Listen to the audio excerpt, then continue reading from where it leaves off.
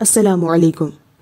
قرآن مجید کے حوالے سے، اس میں تبدیلی کے حوالے سے جو فتنہ فساد ملک میں ظاہر ہو رہا ہے، اس سے متعلق ہمیں کن باتوں کی طرف خاص توجہ دینی چاہیے اور کیا احتیاطیں برتنی چاہیے، اس پر مختصر میں آج ہم بات کریں گے۔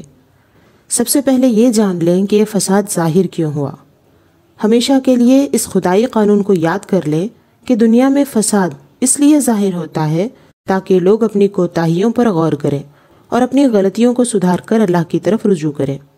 اللہ تعالیٰ کا فرمان ہے، ظہر الفساد فی البر والبحر بما کسبت ایدی الناس لیذیقہم بعض الذی عملوا لعلہم یرجعون۔ ترجمہ: خشکی اور تری میں فساد ظاہر ہو گیا ان برائیوں کی وجہ سے جو لوگوں کے ہاتھوں نے کمائی، تاکہ اللہ انہیں ان کے بعض کاموں کا مزہ چکھائے تاکہ وہ باز آ جائیں۔ سورہ روم آیت نمبر 41۔ صحیح احادیث سے بھی ثابت ہے کہ کسی قوم میں کھلے عام بے حیائی پھیل جانے کی وجہ سے ان میں طاعون اور مختلف بیماریاں عام ہو جاتی ہیں، ناپ تول میں کمی کی وجہ سے قحط آتا اور ظالم حکمران مقرر ہوتے ہیں، زکوٰۃ نہ دینے کی وجہ سے بارش رکتی ہے، اللہ تعالیٰ اور اس کے رسول کا عہد توڑنے کی وجہ سے دشمن مسلط ہو جاتا ہے، لوگوں کے مالوں پر زبردستی قبضہ کرنے کی وجہ سے اور اللہ کی کتاب کے مطابق حکمرانوں کے فیصلے نہ کرنے کی وجہ سے لوگوں کے درمیان قتل و غارت گری ہوتی ہے، اور سود خوری کی وجہ سے زلزلے آتے اور شکلیں بگڑ جاتی ہیں۔ حوالہ تفسیر روح البیان۔ اس آیت اور تفسیر سے معلوم ہوا کہ آخرت میں عذاب دینے کی قدرت رکھنے کے باوجود اللہ تعالیٰ لوگوں کے برے کاموں کا مزہ دنیا میں بھی اس لیے چکھاتا ہے تاکہ لوگ ان کاموں سے باز آ جائیں۔ معلوم ہوا کہ یہ مزہ چکھانا بھی اللہ تعالیٰ کا لطف و کرم ہے، لہٰذا فساد ظاہر ہوتے ہی جو لوگ پہلی فرصت میں اپنی غلطیوں کوتاہیوں پر دھیان دیتے اور توبہ رجوع کر کے ان سے چھٹکارا پا لیتے ہیں وہ کامیاب ہو جاتے ہیں، اور جو لوگ فساد کی ظاہری صورت میں الجھے رہتے ہیں، اپنی کوتاہیوں سے توبہ نہیں کرتے، وہ عذاب کے مستحق بنے رہتے ہیں۔ سید وسیم رضوی بھی ہندوستان کی زمین پر ایک فساد کی صورت میں ظاہر ہوا ہے۔ اس فساد کا ظاہر ہونا لوگوں کی بدعمالیوں کی وجہ سے ہے۔ ہم میں سے جو شخص قرآن کی ہدایت سے جتنا دور رہا وہ اتنا ہی وسیم رضوی جیسی سوچ پیدا کرنے میں حصہ دار ہے۔ جس شخص نے جس حد تک قرآن کو اپنی زندگی سے دور رکھا، اس نے اس حد تک وسیم رضوی جیسے لوگوں کی ہمت بڑھائی ہے۔ لہٰذا موجودہ فساد پر غور کرتے ہی عقل مند مسلمانوں کو چاہیے کہ سب سے پہلے اپنی کوتاہیوں کو دور کر کے قرآن کا حق ادا کریں۔ قرآن کا حق یہ ہے کہ ہم اس پر مکمل ایمان رکھیں، اس کی تلاوت کرتے رہیں، اس میں لکھی باتوں کو سمجھیں اور ان پر عمل کریں، اور دوسروں کو بھی اس کی تعلیم دیں۔ ان میں سے ہر ایک بات میں ہم بے حد لاپرواہ ہو چکے ہیں، نہ ایمان مکمل ہے، نہ تلاوت کرتے ہیں، نہ سمجھتے ہیں، نہ عمل کرتے ہیں، اور نہ ہی دوسروں تک اس کا پیغام پہنچاتے ہیں۔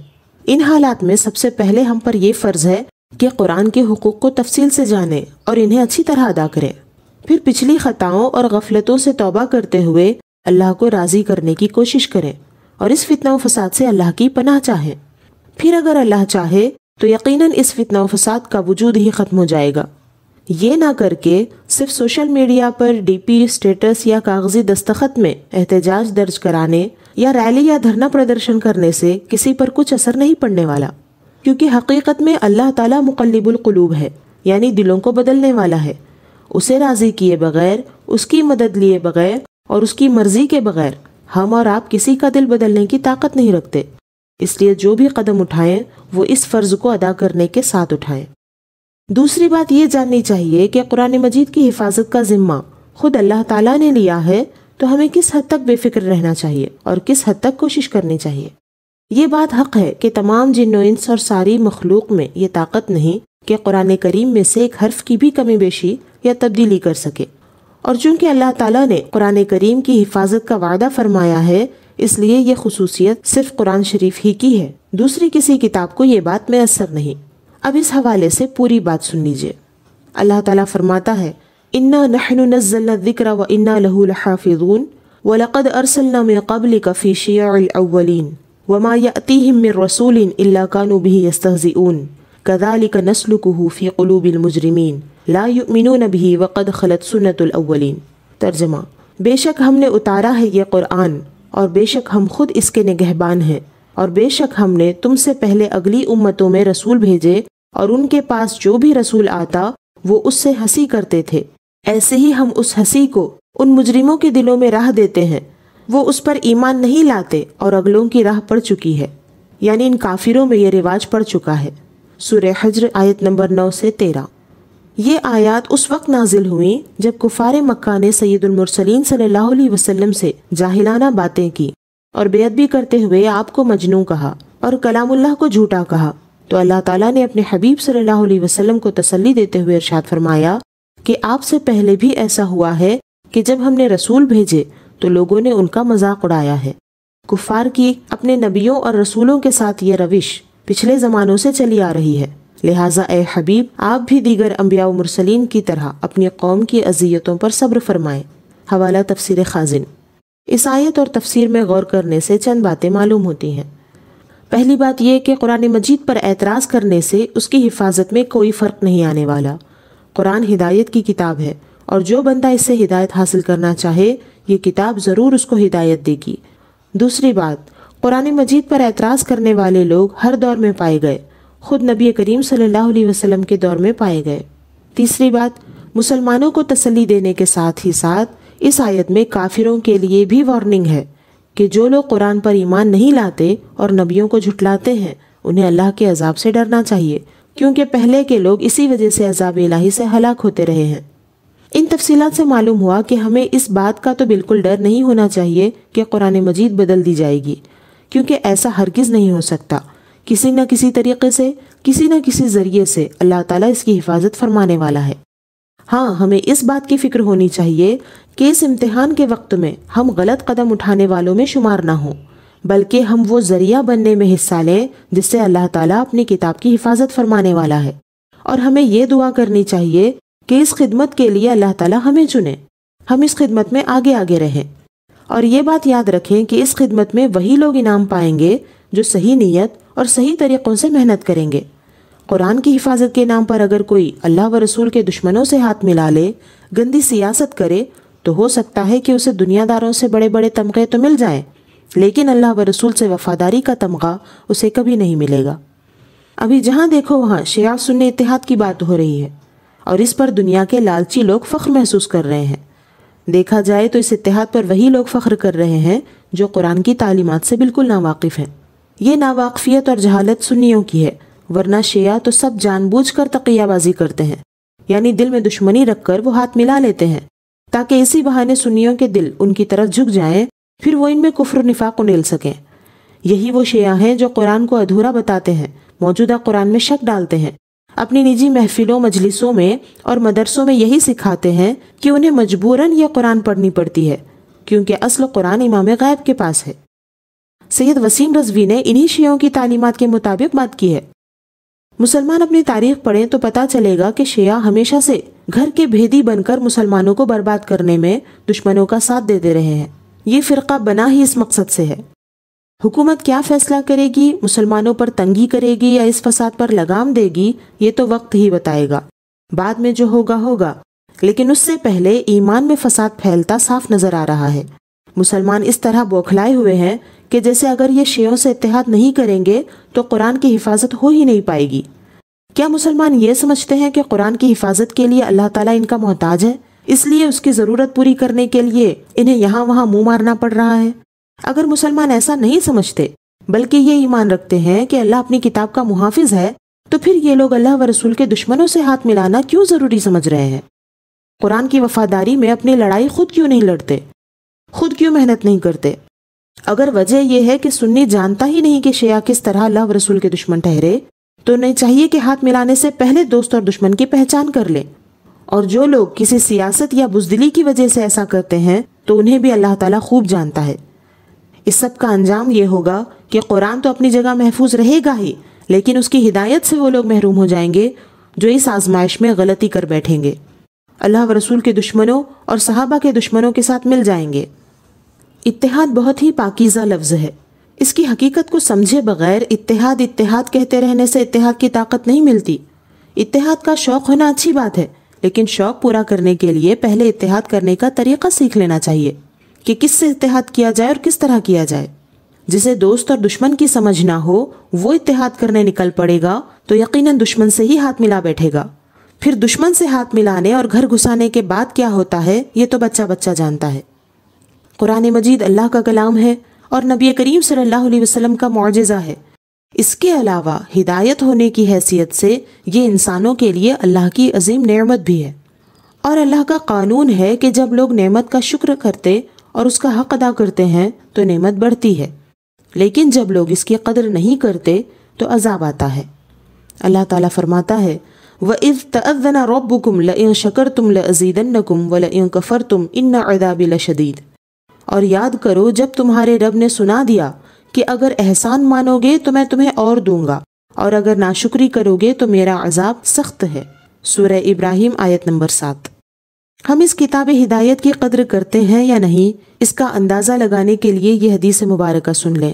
رسول کریم صلی اللہ علیہ وسلم نے فرمایا من قرأ القرآن ثم رأى ان احدا اوتی افضل مما اوتی فقد استصغر ما عظمه اللہ تعالی۔ جس کو قرآن پڑھنا نصیب ہوا پھر اس نے یہ سمجھا کہ اس کو جو ملا اس سے بڑھ کر کسی اور کو کوئی اور چیز ملی ہوگی تو اس نے یقیناً اس کو معمولی سمجھا جس کو اللہ نے عظیم کیا، یعنی اس نے سب سے عظیم نعمت کی ناشکری کی۔ حوالہ احیاء العلوم اور طبرانی۔ یہ بات کسی سے ڈھکی چھپی نہیں ہے کہ ہم میں سے اکثر لوگ قرآن مجید پڑھنے، سمجھنے اور اس پر عمل کرنے سے زیادہ دوسری کئی چیزوں کو اہمیت دیتے ہیں۔ اب اس ناقدری کی سزا کیا ہوگی وہ اس آیت میں دیکھیے۔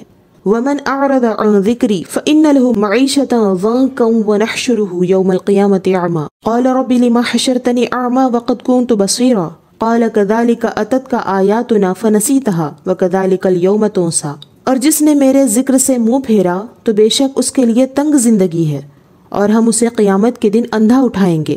وہ کہے گا اے میرے رب تو نے مجھے اندھا کیوں اٹھایا حالانکہ میں تو دیکھنے والا تھا۔ اللہ فرمائے گا اسی طرح ہماری آیتیں تیرے پاس آئی تھیں تو نے انہیں بلا دیا، اور ایسے ہی آج تیری کوئی خبر نہ لے گا۔ سورہ طٰہٰ آیت نمبر 124 سے 126۔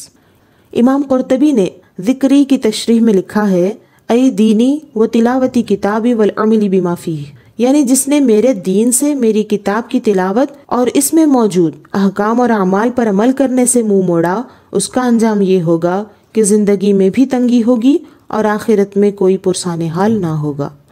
صحابہ اکرام کا قرآن کے ساتھ معاملہ یہ تھا کہ قرآن کریم کا جتنا حصہ بھی پڑھتے تھے اس پر فوراً عمل شروع کر دیتے تھے، لہٰذا وہ دنیا اور آخرت میں کامیاب رہے۔ اور اب جو مسلمان قرآن پر عمل نہیں کرتے ان کی کرتوتوں کا مزہ اور سزا ہی ہے جو ذلت و رسوائی اور ناکامی و بربادی کی صورت میں جگ ظاہر ہے۔ رسول اللہ صلی اللہ علیہ وسلم نے فرمایا ان اللہ یرفع بہذا الکتاب اقواما ویضع بہ آخرین۔ اللہ تعالیٰ اس کتاب کی وجہ سے کچھ قوموں کو عزت و سربلندی عطا فرمائے گا اور دوسروں کو ذلت۔ حوالہ مسلم شریف۔ یعنی جو قوم اس کتاب کی قدر کرے گی، اس کا حق ادا کرے گی، اس قوم کو عزت اور کامیابی حاصل ہوگی، اور جو اس کی ناقدری کریں گے، اس کا حق ادا نہیں کریں گے، انہیں ذلت اور رسوائی ملے گی۔ اس سے بڑی بربادی یہ ہے کہ قرآن کی ناقدری کی وجہ سے انسان سے ہدایت بھی چھینی جا سکتی ہے۔ قرآن میں رد و بدل کی بات ہو رہی ہے، پابندی لگانے کی بات ہو رہی ہے، مدرسوں پر پابندی کی بات ہو رہی ہے، یہ قرآن کی ناقدری کی وجہ سے ہے۔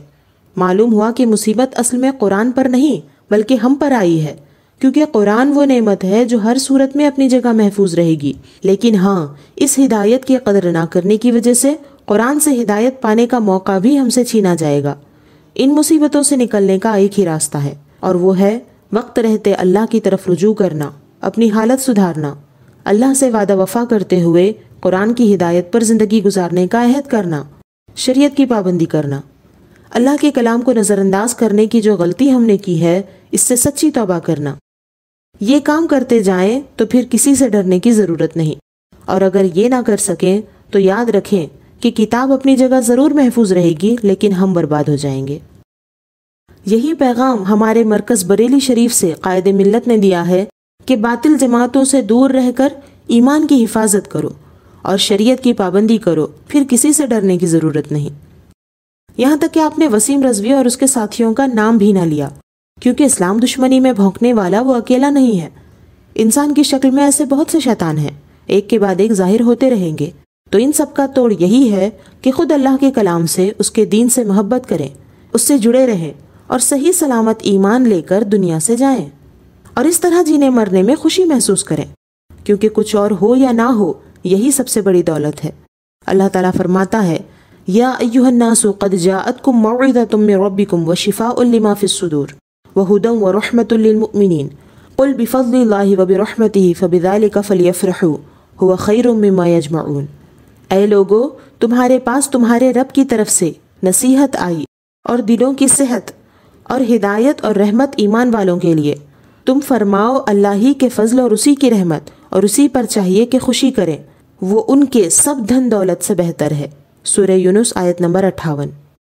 اللہ تعالیٰ سے دعا ہے کہ وہ ہمیں ہر طرح کے فتنوں سے محفوظ فرما کر اپنے فضل و رحمت کے سائے میں رکھے، اپنی رضا و خوشنودی کے ساتھ ایمان پر ہم سب کا خاتمہ فرمائے، آمین بجاہ سید المرسلین صلی اللہ علیہ وسلم۔